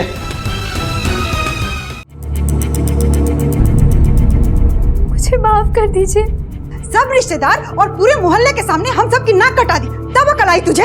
आज तेरी वजह से हम लोगों की इज्जत मिट्टी में मिल गई। सच में कोमल, मैंने सोचा भी नहीं था कि मेरी बहन होकर तुम ऐसा करोगी। नहीं दीदी, मैं आपसे भी माफी मांगती हूँ। मैं अपने किए पर बहुत शर्मिंदा हूँ और अपनी गलती सुधारना चाहती हूँ। अगर तुम सच में अपनी गलती सुधारना चाहती हो और अपने किए पे शर्मिंदा हो तो विशाल के खिलाफ जो तुमने कंप्लेंट की है उसे वापस ले लो। हाँ दीदी ठीक है, मैं अभी पुलिस स्टेशन जाके कंप्लेंट वापस ले लेती हूँ। तो आप सब लोग मुझे अपना लेंगे ना? मैं भी चाहती हूँ। कोमल जी, आपको अंदाजा भी है कि आप क्या करेंगे? आखिर ऐसा क्या हो गया है कि आप कंप्लेन वापस लेना चाहती? कहीं ऐसा तो नहीं कि विशाल के या आपके परिवार वाले आप पे दबाव बना रहे हैं? अगर ऐसा है तो किसी से डरने की जरूरत नहीं, हम आपके साथ हैं। नहीं सर, मुझ पर किसी भी तरह का कोई दबाव नहीं। मुझे अपनी कंप्लेन वापस लेनी है। आप प्लीज उन्हें छोड़ दीजिए। कोमल जी, अक्सर डोमेस्टिक वायलेंस और मैरिटल रेप के केसेस में औरतें कंप्लेंट लिखाने से डरती हैं। इसी वजह से ऐसे लोगों के हौसले और बढ़ जाते हैं। मुझसे बहुत बड़ी गलती हुई है और मैं उस गलती को सुधारना चाहती हूँ। आप प्लीज उन्हें छोड़ दीजिए। एक बार फिर सोच लीजिए कोमल जी। कपिल, इनसे रिटर्न में लो और विशाल को छोड़ दो। आइए लेके आने।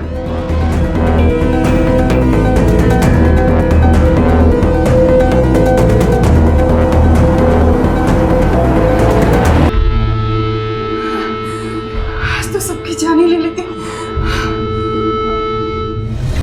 अब आपके जाने या ना जाने से कुछ नहीं होगा, क्योंकि अब सिर्फ मेरी चलेगी। अरे काश मैंने भैया भाभी की बात ही ना मानी होती, कम से कम ये नौबत तो नहीं आती।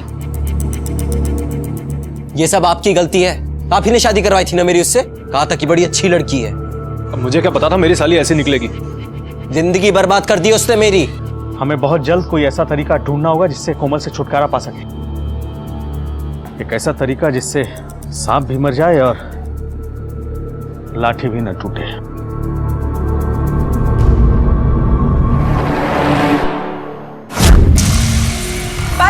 पलक, ऊपर में नहीं है। पलक, गाड़ी में भी नहीं है। उसने दी क्या भी नहीं है। छत पे भी नहीं है। मैंने भी पूरा मोहल्ला देख दिया, कहीं नहीं है। मेरे बच्चे को ढूंढ के लेके आओ ना। तुम घबराओ मत, वो मिल जाएगी। सब ढूंढ रहे हैं उसे। मेरे ख्याल से अब हमें देर नहीं करनी चाहिए, फौरन पुलिस में कंप्लेंट करनी चाहिए। हाँ मैं जाता हूँ। जा। मैं भी आपके साथ चलूंगी। चलो चलो चलो।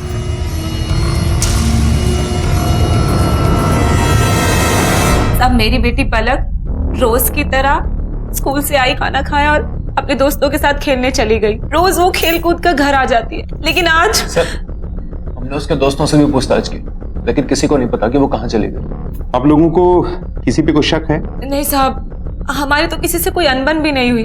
जैसे हमें बच्चे के बारे में पता चलेगा हम आपको बता देंगे। फिलहाल आप दोनों जा सकते हैं।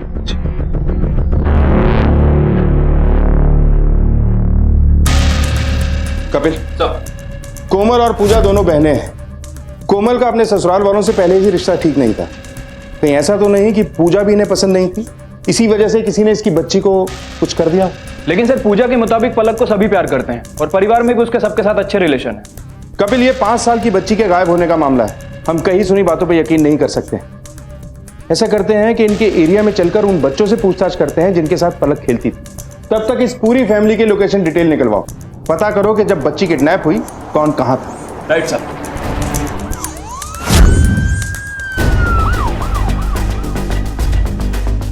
बेटा, पलक आप लोगों के साथ खेल रही थी तो कोई आया था उससे मिलने? हाँ, उसकी कोमल मौसी आई थी उससे मिलने। चॉकलेट। फिर वो उसके साथ ही चले गई। अच्छा, आप लोगों को बताया था पलक ने कि वो कहाँ जाने वाली है? शायद अपने मामा के घर गई है।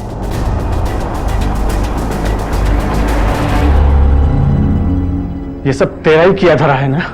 अरे तो हमारी दुश्मनी उस मासूम बच्ची से क्यों निकाल रही है? कहाँ छुपा के रखा है उसको? मुझे कोई चाल चलने की जरूरत नहीं है। कोमल के ससुराल वालों को शक था कि पूजा की बेटी पलक के लापता होने के पीछे कोमल का हाथ था।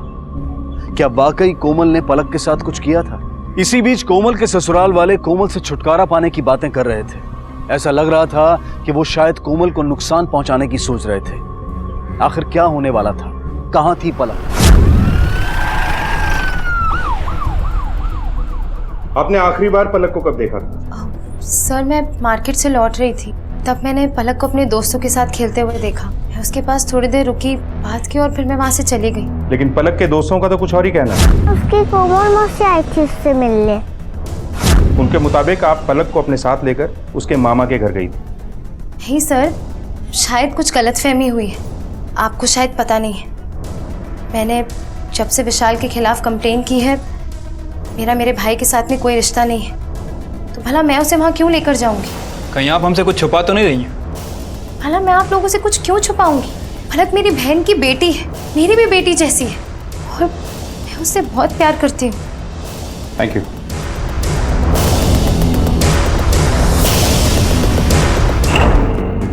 नहीं सर, वो तो यहाँ नहीं आई। आपको लगता है कि आपकी बहन कोमल पलक के साथ ऐसा कुछ कर सकती है? सर वो तो मुझे नहीं पता, और वैसे भी वो उनके घर का मामला है, वो लोग जाने। हमें आपकी वाइफ से कुछ अकेले में बात करनी है। ओके। आप कुछ घबराई हुई लग रही हैं। ऐसा कुछ है जो आप जानती हैं और हमें बताना चाहती हैं? सर ये बात बिल्कुल सही है कि कोमल की उसके ससुराल वालों के साथ में बिल्कुल नहीं जमती, लेकिन सर वो पलक के साथ कुछ करे ये मुमकिन नहीं है। बहुत प्यार करती है वो पलक से, उसकी जान बसती है उसमें। जब पलक पैदा हुई थी ना, तो सबसे ज्यादा खुशी कोमल को ही हुई थी, सबसे ज्यादा ख्याल रखती है वो उसका। Thank you. सर विशाल के घर वाले और ज्यादा करके खास करके पूजा के ससुर, उनको वारिस चाहिए था जो खानदान के वंश को आगे बढ़ाए, और पलक के पैदा होने से वो ज्यादा खुश भी नहीं थे। बाबूजी को तो हमेशा से ही पोता चाहिए था। कहीं ऐसा तो नहीं कि बाबूजी ने मेरी बेटी के साथ कुछ? तुम्हें क्या लगता है मेरी पूरी फैमिली क्रिमिनल है? हो ना हो ये सब किया धरा तुम्हारी बहन कोमल का ही है, और एक ना एक दिन ये सच्चाई सबके सामने आ जाएगी। पहले छोटी बहू कोमल ने अपने पति पर रेप और ससुराल वालों पर दहेज का इल्जाम लगाया, फिर उसने वो इल्जाम वापस ले लिया। हो सकता है अपने ससुराल वालों के दबाव में आकर, और अब शायद उनके निशाने पर बड़ी बहू पूजा है। सर कहीं ये लोग कोमल का बदला पूजा से तो नहीं ले रहे? हो सकता है। Hello, sub inspector Kapil Garg speaking. क्या?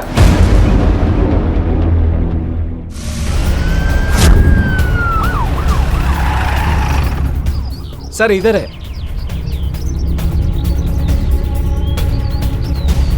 सर कहीं इस किडनैपिंग और मर्डर में गहलोत परिवार का हाथ तो नहीं है? बॉडी को पोस्टमार्टम के लिए भेजो। Okay sir.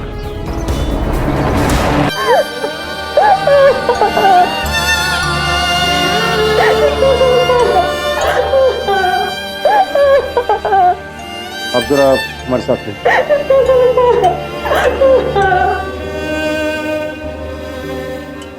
आप लोगों को किसी पे कोई शक है? सर बहुत सीधे साधे लोग हैं सर, हमारी किसी के साथ कोई दुश्मनी, कोई झगड़ा कुछ भी नहीं। पता नहीं किसने हमारी बच्ची को मार दिया।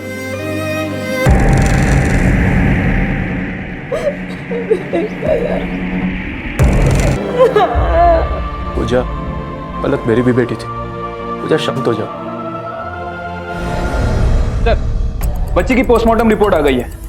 सर रिपोर्ट के हिसाब से पलक के पेट में अनडाइजेस्टेड फूड मिला है, जिसे पलक ने मौत के 3-4 घंटे पहले खाया होगा। समझ में नहीं आता इतना बेरहम कौन होगा जो इतनी छोटी सी बच्ची की जान ले। सर बाहर कोमल आई हुई है, वो रिपोर्ट लिखवाना चाहती है। लेके आओ उसे।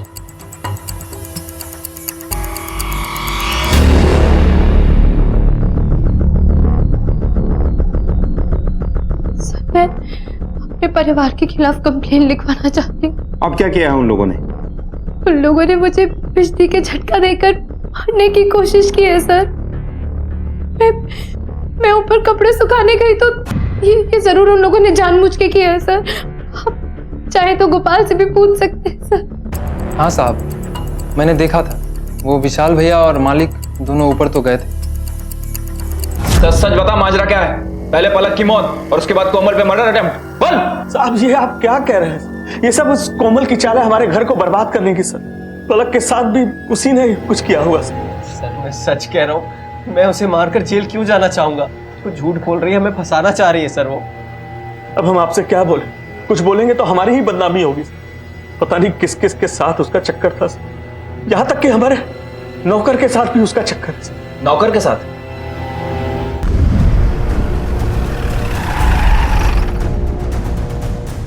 क्या चक्कर चल रहा है तेरा और कोमल का? नहीं साहब, नहीं साहब, मेरा कोई चक्कर वक्कर नहीं है कोमल भाभी के साथ। हमने कुछ नहीं किया साहब। मैं बताता हूँ कि क्या हुआ था। मुझे माफ कर दो भाभी जी, बहुत बड़ी गलती हो गई मुझसे। हाँ ठीक है, कर दूंगी माफ तुझे, पर बदले में तुझे मेरी मदद करनी होगी। पुलिस में गवाही देगा, मेरी बात को सच बताना होगा। बोल, करेगा? और किसके खिलाफ गवाही देनी होगी?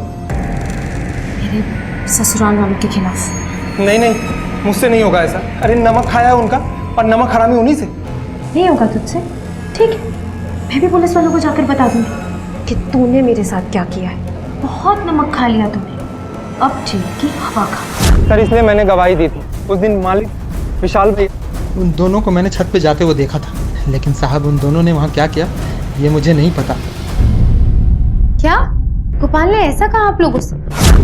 कोमल अब ज्यादा ड्रामा मत करो। नहीं सर, मैं कोई ड्रामा नहीं कर रही हूँ, मैं सच कह रही हूँ। मैंने गोपाल को कोई धमकी नहीं दी थी और उसने खुद देखा था कि वो दोनों ऊपर आए थे और कपड़े सुखाने की तार के साथ उन्होंने ही कुछ किया था जिसकी वजह से मुझे करंट लगा। इसका कोई सबूत है आपके पास? आप लोगों से बोल रही हूँ तो सबूत की क्या जरूरत? बिना सबूत के हम आपके ससुर और पति को लॉकअप में नहीं रख सकते, उन्हें छोड़ना ही होगा। लेकिन सर आप... गोपाल की गवाही भी कोई मायने नहीं रखती है, आप जा सकते हैं।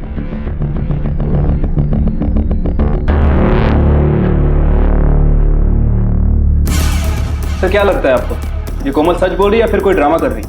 अभी कुछ कह नहीं सकते कपिल, धीरे धीरे ये केस कॉम्प्लिकेटेड होता जा रहा। सर पलक का मर्डर और कोमल का केस दोनों ही आपस में कनेक्टेड लगता है। मे बी ये भी हो सकता है कि ये खिचड़ी इस परिवार की ही हो। राइट सर, कुछ ज्यादा ही खिचड़ी पक रही है इनके फैमिली। सर ये रही इन लोगों की कॉल लोकेशन डिटेल्स। सर इस डिटेल के हिसाब से तो इनमें से कोई भी उस लोकेशन पर रहेगा। सर आपके कहने पर मैंने उस एरिया में पूछताछ की थी और पूछताछ के दौरान एक अजीब सी बात सामने आई है। वो क्या? सर पलक उस दिन उस ग्राउंड के अंदर खेल रही थी और वहां पर कुछ लोगों ने एक तांत्रिक को उस ग्राउंड के आसपास देखा है। तांत्रिक? ये क्या माजरा है? सर कहीं ये पलक किसी तांत्रिक के जादू टोने का शिकार तो नहीं हो गई?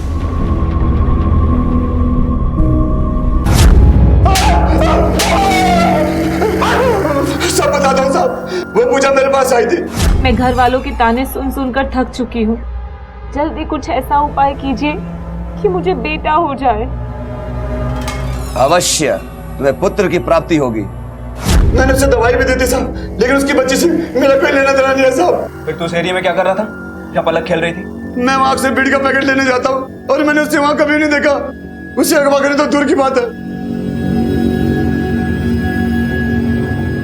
कपिल कोमल और पूजा को थाने बुलाओ, जरूर कुछ ना कुछ ऐसा है जो अब भी हमारी नजर से बाहर है। Right sir.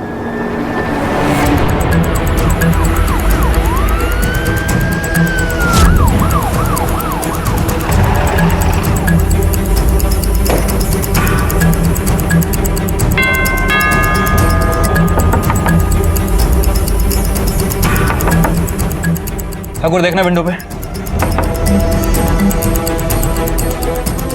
कोई दिख नहीं रहा सर अंदर। दरवाजा तोड़ू सर। एक्सक्यूज मी, ये आपके पड़ोसी कहाँ गए? सर आज सुबह पूजा की मौत हो गई थी। क्या? वो लोग उसके क्रियाकर्म करने के लिए गए। ठीक है आप जाइए।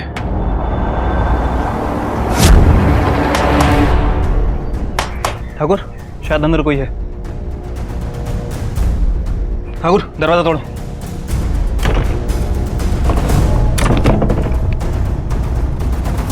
कोमल तुम्हें यहाँ किसने बांधा और ये पूजा की मौत कैसे हुई? मेरी दीदी की मौत आज सुबह अचानक हुई।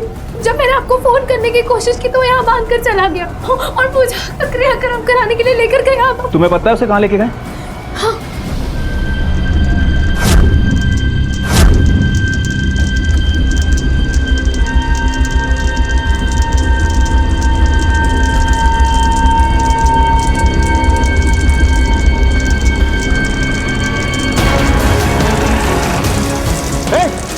क्या रहा है ये सब?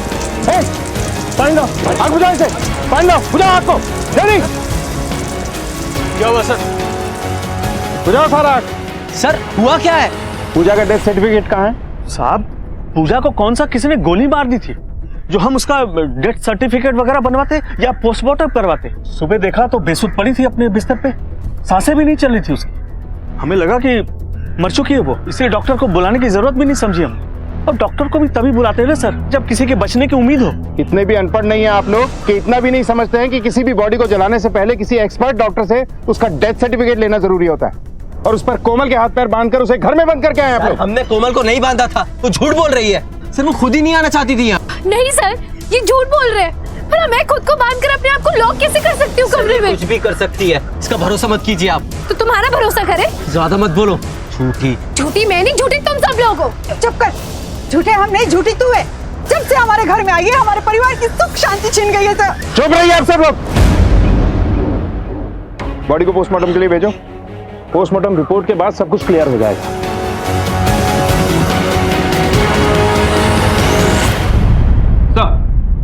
पूजा की पोस्टमार्टम रिपोर्ट आ गई है सर। रिपोर्ट के हिसाब से पूजा की मौत उसके लंग्स में धुआं भरने की वजह से हुई। और ये धुआं 100% चिता का ही होगा। मतलब पूजा के ससुराल वाले उसे जिंदा जला रहे थे। सर मुझे लगता है कि ये फैमिली आपस में मिली हुई है। इन सब ने आपस में मिलकर पूजा को मारा है। उठा के लाओ सबको, एक एक से अपने स्टाइल में पूछताछ करते हैं। Right sir. पूजा जिंदा थी जब उसे जलाया जा रहा था। ये आप क्या कह रहे हैं साहब? हमें नहीं पता था कि पूजा जिंदा थी। झूठ। शुरुआत से तुम लोग झूठ बोल रहे हो और इल्जाम कोमल पे लगा रहे हो। होता चाहिए था ना तुम्हें, इसलिए तुमने पूजा और पलक दोनों को मार दिया। हाँ साहब, मैं मानता हूं कि मुझे पोते की चाहत थी, लेकिन मैंने अपनी पलक को नहीं मारा साहब, और पूजा का खून भी मैंने नहीं किया। सर और तुम? सर मैं सच कह रहा हूँ, मेरा पलक का और पूजा भाभी की मौत से कोई लेना देना नहीं है। वो तो भैया ने आवाज दी तो हम लोग भागकर उनके कमरे में गए और हम लोगों को नहीं पता था कि पूजा भाभी जिंदा है। सर अगर पूजा जिंदा रहती तो हम उसका क्रियाक्रम क्यों करते? हाँ सर। सर हमारा यकीन कीजिए, हम लोगों ने कुछ नहीं किया। कत्ल तो तुम लोगों ने किया है, जानबूझकर या अनजाने में, लेकिन खूनी तुम ही लोग। और जब तक हम ये केस सॉल्व नहीं कर लेते ना, तुम लोग अंदर ही रहो।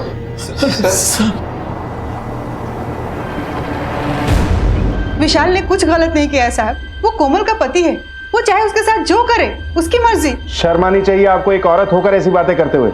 खैर ये बताइए कि पूजा और उसकी बेटी पलक को क्यों मारा? मैंने कुछ नहीं किया साहब, सच मानिए मैंने कुछ नहीं किया। सर एक इंपॉर्टेंट इन्फॉर्मेशन हाथ लगी है।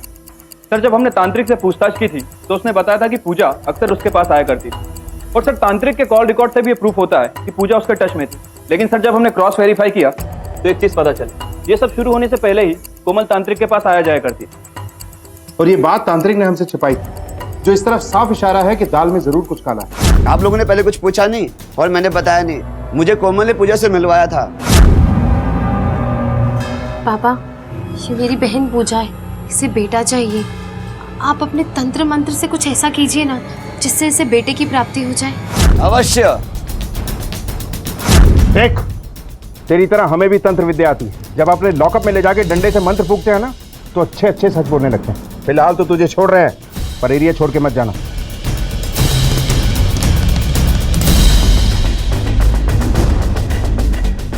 तुमने झूठ बोला था ना, पूजा को तांत्रिक के पास तुम ही लेके गई थी ना? हाँ सर, पूजा दीदी को मैं ही उस तांत्रिक के पास लेकर गई थी, लेकिन मैं उस तांत्रिक को जानती नहीं थी। मुझे उस तांत्रिक के बारे में भाभी ने बताया था। इससे ज्यादा मुझे इस बारे में कुछ नहीं मालूम। 24 घंटे नजर रखो इस कोमल पर। कोई भी हरकत होती है तो फौरन मुझे इन्फॉर्म करो। मुझे लगता है इसके खाने के दांत कुछ और हैं और दिखाने के कुछ और।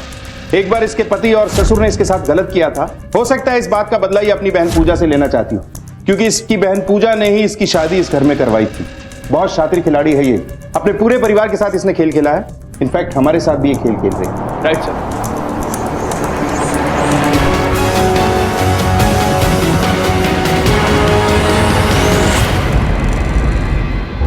सर एक शॉकिंग इंफॉर्मेशन हाथ लगी है। वो क्या? सर 2 महीने पहले कोमल ने अबॉर्शन करवाया था। ये देखिए। सर मेरा यकीन कीजिए, मैं इस अबॉर्शन के बारे में कुछ नहीं जानता। मैं तो खुद सुनकर हैरान हूँ, क्योंकि कॉलेज में खेलते वक्त एक बार मुझे चोट लग गई थी और इंटरनल इंजरी की वजह से मेरे लिए बच्चा पैदा करना नामुमकिन हो गया था। सर आप चाहें तो मेरी मेडिकल रिपोर्ट चेक कर सकते हैं। इसलिए कोमल तो प्रेग्नेंट हो ही नहीं सकती।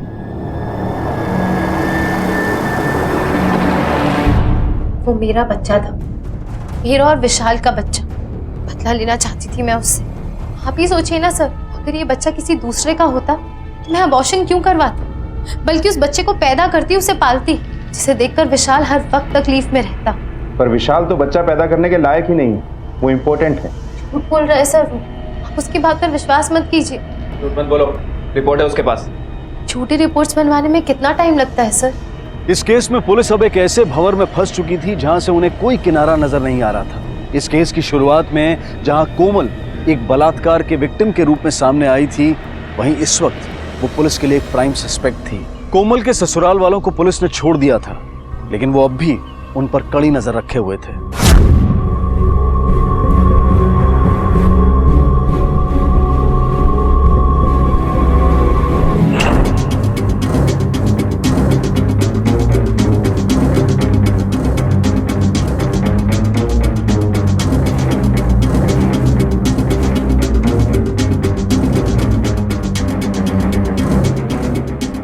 सर अगर ये लोग सच बोल रहे हैं तो फिर पूजा को बेहोशी का इतना हैवी डोज किसने दिया? और सर अभी तक पलक का मर्डर सस्पेंस ही बना हुआ है। कपिल, देखने में ये दो केस हैं, लेकिन ये दोनों केस एक दूसरे से कनेक्टेड हैं। कहीं ना कहीं ये सारा मामला आपस में जुड़ा हुआ है, पर घर का कोई मुंह खोलने के लिए तैयार नहीं है। सर क्या पता कि घर के नौकर गोपाल को भी कुछ पता हो, लेकिन घर वालों की दबाव की वजह से उसने हमें कुछ नहीं बताया। कपिल, ले आओ उस गोपाल को। राइट साहब। साहब मुझे मारो मत बस साहब। साहब मैं बताता हूँ सब। फटाफट बोलना चालू कर। साहब वो कोमल भाभी, साहब वो पूजा भाभी को डेली एक दवाई खिलाती थी जो उस तांत्रिक बाबा ने बताई थी। उसी दवाई की वजह से उनकी मौत हो गई। साहब इससे ज्यादा और कुछ नहीं पता मुझे। कपिल, एरिया के हर मेडिकल शॉप पे उस दवा के बारे में पता करो और इस तांत्रिक को उठा के लाओ। राइट साहब। सच बता, वो कौन सी दवा है जो तूने पूजा को देने के लिए बोला था? मैं तो छोटे मोटे उपाय बताता हूँ, मैं डॉक्टर थोड़ी ना साहब, मेरा यकीन कीजिए, पूजा की हत्या से मेरा कोई लेना देना नहीं है। सर ऐसे नहीं बोलेगा, इसे हम अपने तरीके से समझाना होगा। नहीं साहब नहीं, मैं आपको पलक की मौत के बारे में बता सकता हूँ साहब। बाबा मुझसे बहुत बड़ी भूल हो गई। मैंने अपने ही हाथों से अपनी बच्ची को मार डाला, लेकिन खुद को नहीं मार पाई। उसने अपनी बच्ची को तो मार दिया, लेकिन वो खुद को नहीं मार सकी। अगर ये तेरी बनाई हुई नई कहानी है ना, तो याद रखना, ये तेरी जिंदगी की आखिरी कहानी है। नहीं साहब, उसने मुझे जो बताया वही मैं बोल रहा हूँ साहब। किसके साथ अफेयर चल रहा था उसका?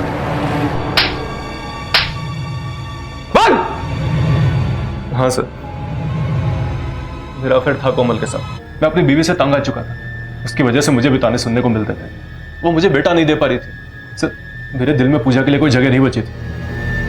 इस बीच मैं और कोमल करीब आ गए। मैं जानता था वो सब अपनी बहन को तकलीफ देने के लिए कर रही थी, लेकिन मुझे उस सबसे कोई मतलब नहीं था। कोमल को घर से लेकर बाहर तक किसी का भी सपोर्ट नहीं था। फिर मैंने उसकी मदद की, इसी वजह से हम करीब आ गए।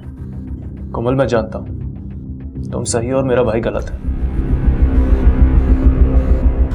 सच कहूं तो मुझे बहुत बुरा लगता है कि कोई भी तुम्हारा साथ नहीं दे रहा है, तुम्हारी अपनी बहन भी नहीं। पर तुम चिंता मत करो, मैं तुम्हारा साथ दूंगा। क्या सच में मेरा साथ देंगे? हाँ कोमल।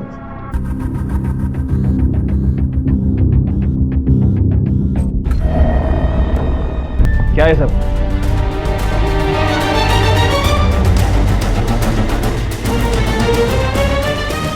हाँ सर, हाँ मैंने ही पूजा दीदी को दवाई दी थी, और वो दवाई मुझे उस तांत्रिक ने नहीं दी थी, बल्कि मैं रोज झूठ बोलकर उसे वो दवाई देती थी ताकि वो एक ना एक दिन मर जाए।